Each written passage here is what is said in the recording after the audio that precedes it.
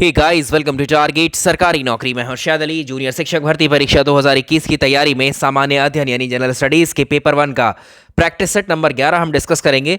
इसके पहले practice set यानी प्रैक्टिस सेट नंबर 10 में हमने क्वेश्चन नंबर 35 तक कवर किए थे। आगे के प्रश्न इसी सेट में होंगे, तो जल्दी से वीडियो को लाइक कीजिए और पहला प्रश्न देखिए आज का। तो आज का क्वेश्चन नंबर इस सेट का पहला और ओवरऑल आज में हम देखें तो ये क्वेश्चन नंबर 36 है। 1831 का कोल विद्रोह किस क्षेत्र में हुआ था? छोटा नागपुर में रहने वाली एक कोल जनजाति थी जिस पर अंग्रेजों के द्वारा काफी अत्याचार किया गया था, और इसी अत्याचार के विरोध में इस जनजाति ने जो विद्रोह किया वही कोल विद्रोह कहलाया। ये कहाँ किया गया था? छोटा नागपुर में। ऑप्शन डी इसका सही आंसर होगा, ऑप्शन डी। तो छोटा नागपुर में जो सिंह भूमि पलामू है और हजारीबाग और मानभूमि, इन क्षेत्रों में ये कोल जनजाति रहा करती थी। सवाल नंबर अगला, निम्नलिखित में से किन्हें बंबई त्रिमूर्ति के नाम से जाना जाता है? बंबई त्रिमूर्ति जो है एक्चुअली ये 3 प्रमुख संप्रदायों का प्रतिनिधित्व करने वाले लोग हैं। एक इसमें है कौन? फिरोज शाह मेहता। एक है फिरोज शाह मेहता, दूसरे हैं बदरुद्दीन तैयब जी और तीसरे हैं केटी तेलंग। तो ये 3 व्यक्ति थे, इन्हें कहा जाता है क्या? बंबई त्रिमूर्ति, ऑप्शन सी। सवाल नंबर अगला, ब्रिटिश पत्रकार H.W. नेविन्सन किस आंदोलन से जुड़े थे?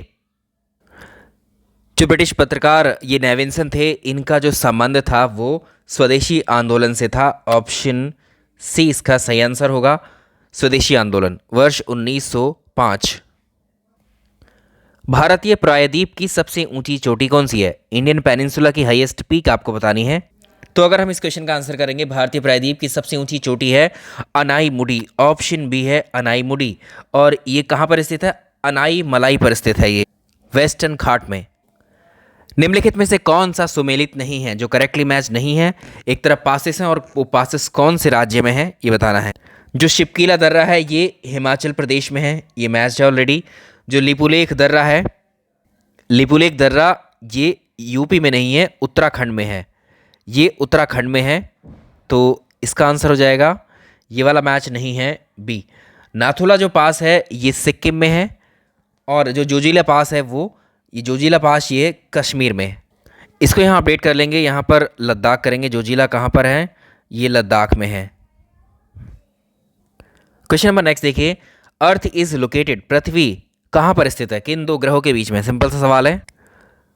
तो जो सोलर सिस्टम में कुछ इस तरह से है, सन के बाद में बुध, शुक्र, पृथ्वी, मंगल यानी मरकरी, मरकरी के बाद वीनस, के बाद अर्थ, और उसके बाद में मंगल यानी मार्स। तो किस किस के बीच में आई? वीनस और मार्स। वीनस और मार्स यानी शुक्र और मंगल के बीच में स्थिति है किसकी? लोकेटेड है कौन? अर्थ। भारत के कल्याणकारी राज्य होने का जो विचार पाया जाता है, इनमें से कौन से संविधान के हिस्से में आता है? वैसे तो अगर हम देखें, जो कल्याणकारी राज्य होने का जो विचार संविधान का है वो directive principles of state policy में आता है, इसका ऑप्शन सी। साथ ही अगर हम देखें, जो हमारी प्रियम्बल बनाई गई संविधान की जो प्रस्तावना है, तो जो इसमें लोक कल्याणकारी या एक वेलफेयर स्टेट के जो गुण इसमें बताए गए हैं, वही बेसिक जो फंडामेंटल्स हैं इसमें भी डिस्क्राइब कर दिए गए हैं प्रियम्बल में। तो इसका आंसर हो जाएगा ऑप्शन डी। सवाल नंबर अगला देखें, निम्नलिखित में से किसकी संस्तुति पर भारत के संविधान में मूल कर्तव्य फंडामेंटल ड्यूटीज़ को शामिल किया गया था? किसकी रिकमेंडेशन पर, कौन सी कमेटी थी वो? ये बहुत इंपॉर्टेंट क्वेश्चन है। ये सरदार स्वर्ण सिंह समिति थी, ये सरदार स्वर्ण सिंह समिति थी, जिसके अकॉर्डिंग क्या हुआ? 42nd अमेंडमेंट एक्ट आया था वर्ष 1976 में, जिसमें संविधान में एक नया भाग ऐड किया गया, भाग या पार्ट 4A, जिसमें एक आर्टिकल था आर्टिकल 50, आर्टिकल 51A। ये आर्टिकल में शुरुआत में तो 10 फंडामेंटल ड्यूटीज़ थी, बाद में एक फंडामेंटल ड्यूटीज़ और ऐड की गई, कुल मिलाकर 11 फंडामेंटल ड्यूटीज़ हो गई भारत के नागरिकों के लिए। जो 11वीं फंडामेंटल ड्यूटीज़ थी, जो सबसे लास्ट थी, इसमें 11वीं फंडामेंटल ड्यूटीज़ क्या थी? 6 वर्ष से 14 वर्ष तक की आयु के जितने भी बालक हैं, जो बच्चे हैं, उनके जो माता पिता हैं या उनका कोई संरक्षक है उन बच्चों का, तो उन संरक्षकों का या उन माता पिता का ये कर्तव्य होगा कि वे अपने बच्चों को, अपने बालकों को जो है शिक्षा का अवसर प्रदान करें। और ये 86वां संविधान संशोधन अधिनियम था 2002 के तहत इस 11वीं फंडामेंटल ड्यूटी को ऐड किया गया था। डॉक्टर BR अम्बेडकर के अनुसार भारतीय संविधान की कौन सी धारा डेड लेट यानी मृत प्राय रहनी थी? देखिए ये अच्छा सवाल है, इंपॉर्टेंट है।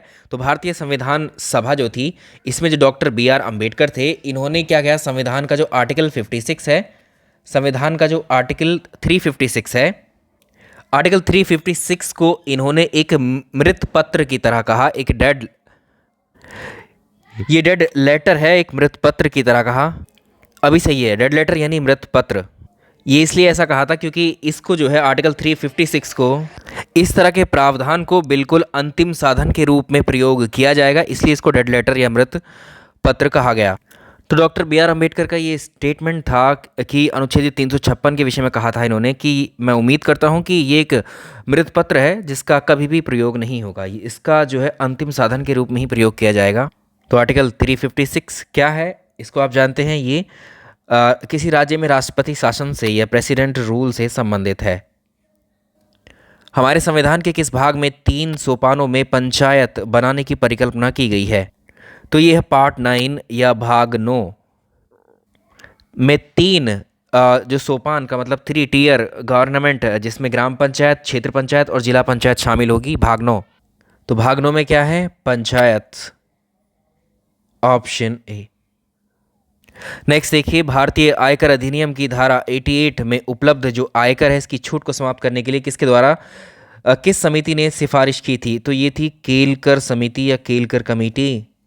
सवाल नंबर अगला, निम्नलिखित राज्यों में से किसमें वर्ष 2011 में जनसंख्या में ऋणात्मक वृद्धि अंकित की गई थी? तो इसमें जो नागालैंड है, ऑप्शन सी देखिए, जो नागालैंड है ये, इसकी जनसंख्या 2011 के मुकाबले 2001 के मुकाबले 2011 में घट गई थी, तो इसमें ऋणात्मक वृद्धि अंकित की गई थी। कितनी? -0.6।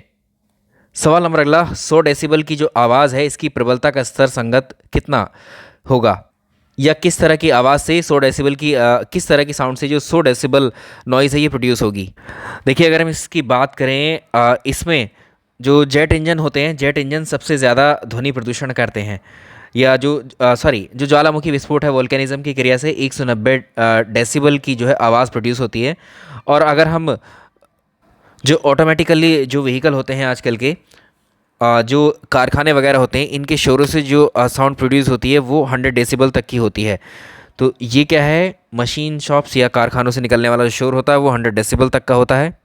जो सामान्य बातचीत होती है वो उससे 60 डेसिबल तक की ही साउंड प्रोड्यूस होती है। नेक्स्ट देखिए, अगर चालू नाभिक के रिएक्टर में कंट्रोल छड़ें होती हैं, इनका उपयोग नहीं किया जाए तो फिर क्या होता है? एक्चुअली जो कंट्रोल छड़ें हैं, जो नाभिक के रिएक्टर में जो अभिक्रिया होती है, उनको कंट्रोल करने के लिए इस्तेमाल की जाती हैं। अगर इनका इस्तेमाल नहीं किया जाएगा तो रिएक्शन जो है वो अनकंट्रोल्ड हो जाएगी, यानी वो क्रिया निरंतर एक तरह से होती ही रहेगी। तो एक टाइम ऐसा आएगा कि वो विनाश का कारण भी बन सकती है, इससे डिस्ट्रक्शंस भी हो सकते हैं। तो इसमें क्या है, अगर आपसे सवाल पूछे कि नाभिक के रिएक्टर में जो कंट्रोल छड़ें होती हैं वो कौन कौन सी होती हैं, एक तो कैडमियम की होती है, या बोरोन की छड़ों को जो है एक तरीके से प्रयोग में लिया जाता है नियंत्रक छड़ों के रूप में, और भारी जल जो है इसमें एक तरीके से क्या है, मंदक के रूप में इस्तेमाल करते हैं।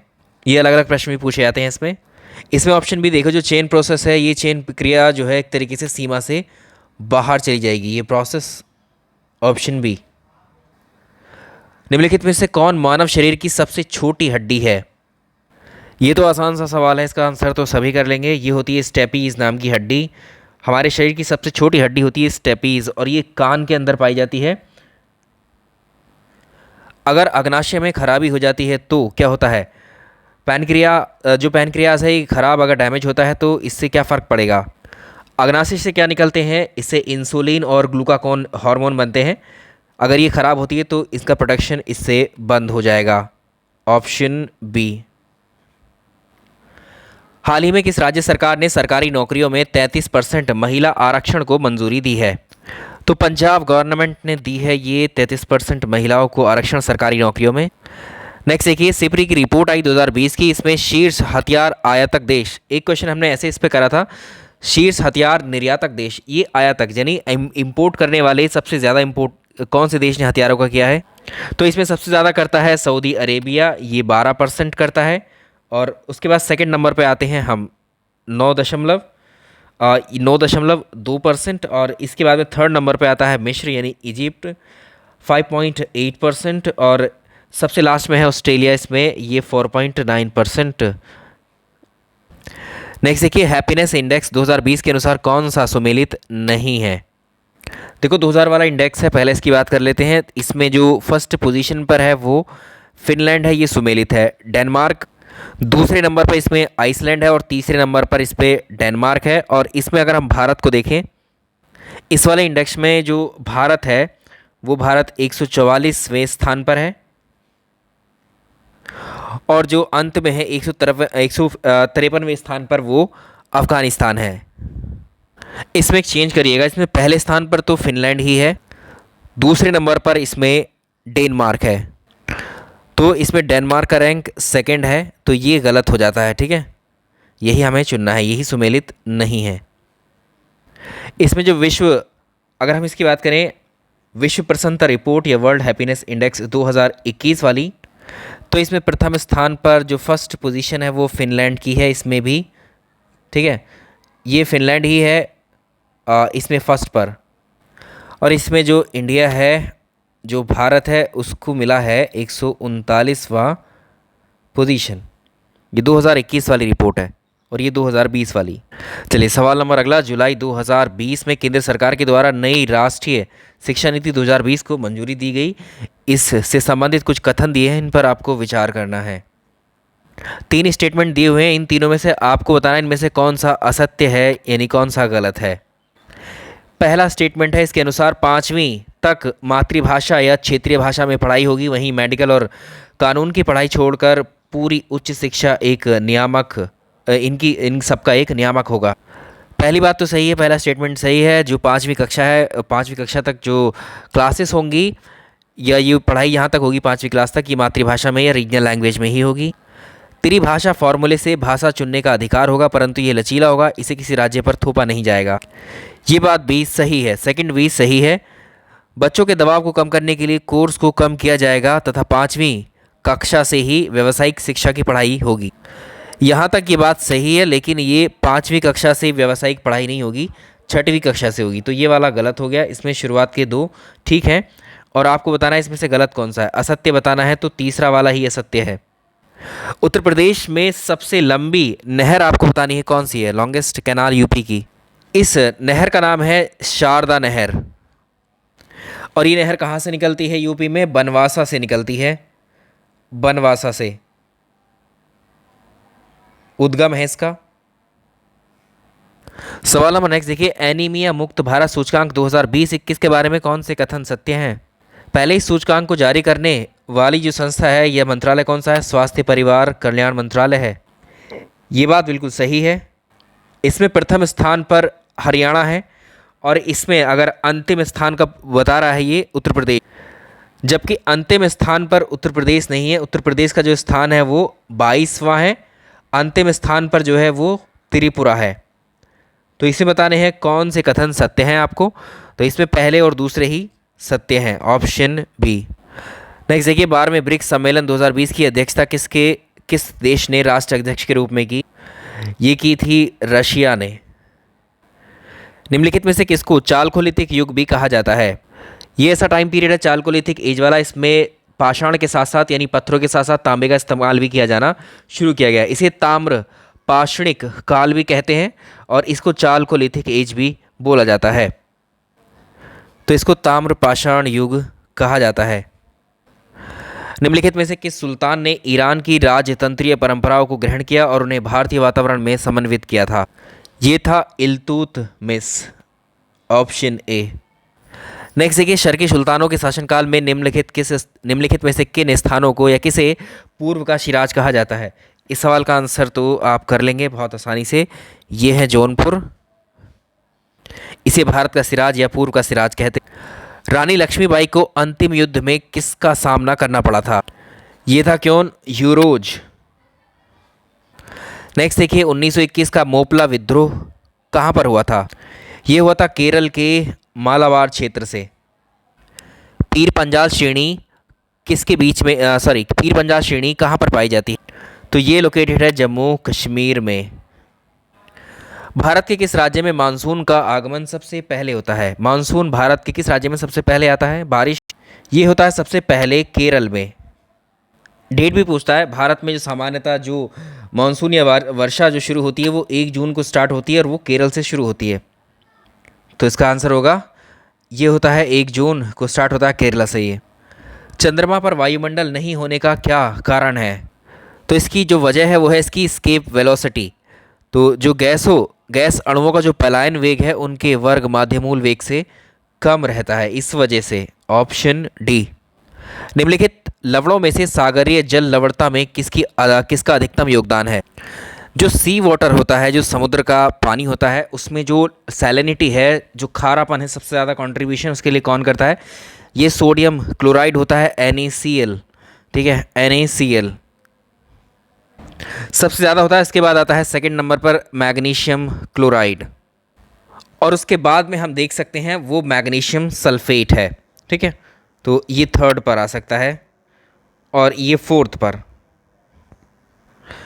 तो ये हुए टोटल मिलाकर के 69 क्वेश्चंस आई थिंक यहाँ हो गए हैं पिछले सेट और इस सेट को मिला करके। तो चलिए इस वीडियो में इतना ही आने देते हैं, मिलते हैं नेक्स्ट वीडियो में। Thank you so much. और बाकी आपकी अलग अलग विषयों के कंप्लीट प्रैक्टिस सेट्स भी आपको करवाएंगे, एक बार डिस्कस कर लेंगे वीडियो में आपसे। चलिए आज लाइव सेशन करेंगे, उसका भी डिस्कशन पहले कर लेंगे एक बार। इस वीडियो में इतना ही, थैंक यू सो मच।